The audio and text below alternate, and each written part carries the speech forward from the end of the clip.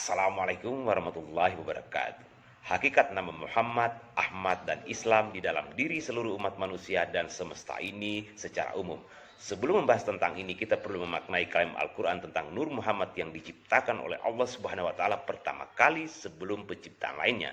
Dan dari Nur Muhammad inilah cikal bakal penciptaan segala sesuatunya, dan setidaknya itulah yang diyakini oleh umat Islam. Kita coba validasi klaim ini secara kontekstual, gamblang, dan komprehensif. Pertama, terbukti nama Muhammad baru pertama kali digunakan kepada Nabi yang merahmati segenap alam ini.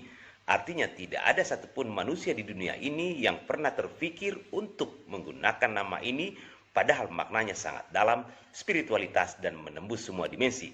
Karena nama ini memang hanya diproyeksikan kepada kekasihnya, di mana secara harfiah kata Muhammad berarti terpuji dan dirahmati. Karenanya, ketika orang-orang Quraisy pertama kali mendengar Abdul Muthalib akan menamai cucunya Muhammad, mereka terkejut lalu menyarankan, "Mengapa engkau tidak suka menamai cucumu dengan nama nenek moyangmu?" Lalu kakek Rasulullah SAW menjawab, "Aku ingin agar dia dipuji oleh penduduk bumi dan mendapat pujian dari langit." Kedua, Ahmad adalah nama lain dari Nabi SAW. Secara gramatika Arab bisa juga bermakna jamak, yaitu kata hamdu atau memuji, yang artinya adalah orang yang paling banyak dipuji dan paling banyak memuji Allah Subhanahu wa Ta'ala. Kita buktikan apakah benar Muhammad SAW atau Ahmad adalah manusia yang dipuji umat manusia dan banyak memuji Allah. Lihat faktanya, bagaimana seluruh umat samawi terus memuji dan memuliakan namanya, tidak peduli itu Yahudi, Kristen, apalagi Islam. Faktanya, meski non-Islam terus memfitnah, menghina, dan membenci Nabi SAW dan Islam, tetapi di ruang bawah sadar mereka, setiap desah nafas, spiritual, ibadah, dan gerak hidup selalu menyebut dan memuji nama Muhammad, Ahmad, dan Islam adalah obsesi mereka yang ingin selamat, damai, dan sejahtera, shalom atau Islam.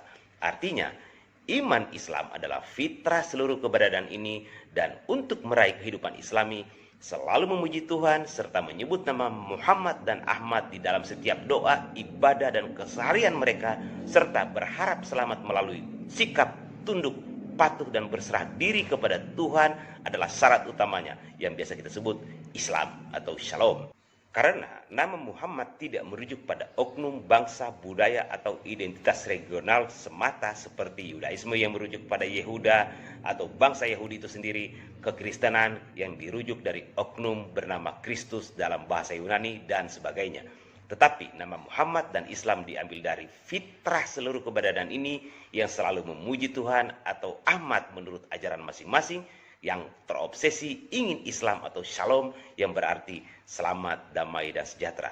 Artinya, nama Muhammad, Ahmad, dan Islam adalah inti dari doa dalam peribadatan Yudaisme dan kekristenan, meski mereka menyebutnya haleluya dalam bahasa Ibrani yang berarti pujilah atau terpujilah Tuhan, atau Ahmad versi Arab. Sebab haleluya dan Ahmad adalah dua kata dari bahasa yang berbeda untuk makna dan tujuan yang sama. Untuk itu, kata haleluya atau Ahmad digunakan 24 kali di kitab Ibrani, 4 kali dalam aksara Yunani di Perjanjian Baru orang Kristen. Kata ini juga digunakan dalam peribadatan Yahudi dan kekristenan sebagai respon dari keimanan mereka atas apa yang mereka dengar dan rasakan, serta reaksi jemaat di dalam menerima berkat. Contoh, di dalam doa orang-orang Israel, mereka selalu mengucapkan kalimat Baruch ata Adonai Eloheinu melech ha-olam, yang artinya terpujilah engkau Tuhan Allah, Tuhan kita, Raja semesta alam. Dan ini membuktikan bahwa di dalam peribadatan seluruh penganut agama Samawi, nama Muhammad dan Ahmad adalah salah satu redaksi yang memiliki kekuatan energi spiritual yang mampu menembus semua dimensi kehidupan ini. Artinya, nama Nabi SAW adalah jalan, jembatan, fasilitas, dan perantara antara umat manusia dan penciptanya. Untuk itu, ketika non-Islam kerap mengucapkan kata shalom, sebenarnya mereka sedang mengekspresikan obsesi dan fitrah Islam di dalam diri mereka tanpa sadar. Dan ketika mereka berserah diri dalam ibadah, merespon obsesi ingin selamat yang diucapkan para imam, pendeta, atau gembala mereka masing-masing, mereka akan menjawabnya dengan kata amin. Dan lagi-lagi, Nama Muhammad Sallallahu Alaihi Wasallam adalah password setiap doa dan ibadah umat manusia yang akan diterima oleh Tuhan. Sebab Al-Amin adalah juga salah satu nama dari Nabi Sallallahu Alaihi Wasallam. Ketiga, makna nama Islam. Meski mereka tidak mengimani Islam, tetapi dalam peribadatan, niat, keinginan, obsesi, dan harapan mereka hanya satu, yaitu ingin selamat, damai, dan sejahtera, shalom atau Islam. Tentu saja umat non-Islam tidak merasa tengah memuji nama Nabi Shallallahu Alaihi Wasallam dan menggunakan password doa serta ibadah kepada Tuhan dengan kata haleluya dan amin, serta terobsesi ingin Islam atau ingin selamat, damai, dan sejahtera dengan kata shalom, karena mereka menyebutnya dengan bahasa yang berbeda. Tetapi secara hakikat, makna dan tujuannya tetap sama, yaitu memuji Tuhan atau Ahmad dan berserah diri kepada Tuhan mereka dengan obsesi ingin selamat, damai, dan sejahtera, shalom atau Islam yang melekat pada diri mereka masing-masing. So, akhirnya terbukti secara alkitabiah, realitas, hukum alam, dan fitrah bahwa Nur Muhammad adalah ciptaan pertama Allah Subhanahu wa Ta'ala sebagai cikal bakal penciptaan seluruh keberadaan ini. Karena terbukti bahwa tidak ada satupun ciptaannya di dunia ini yang tidak memuji Tuhan dengan kata Ahmad dan tidak punya keinginan untuk selamat, damai, dan sejahtera, shalom atau Islam dengan atau tanpa mengimani Islam sekalipun.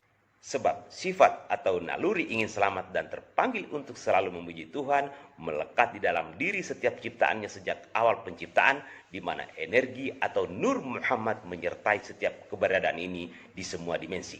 Karenanya, seluruh planet dan benda langit tunduk dan patuh beredar pada garis edar masing-masing, shalom atau Islam, untuk menghindari tabrakan atau benturan. Seperti halnya tumbuhan yang masih berusaha bertunas meski kita menebangnya sebelum kita mencabut akarnya, dan hewan-hewan masih berusaha menghindari para pemangsanya, berusaha membuat sarang yang aman, di mana semua didorong keinginan untuk ingin selamat, damai, dan sejahtera.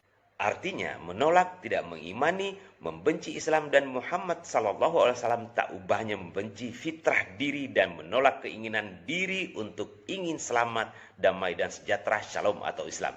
Tetapi tetap saja obsesi untuk ingin selamat tidak bisa dilepaskan meski tengah menapak di jalan yang salah. Salam bagi yang berpikir. Wabillahi taufiq wal hidayah. Wassalamualaikum warahmatullahi wabarakatuh.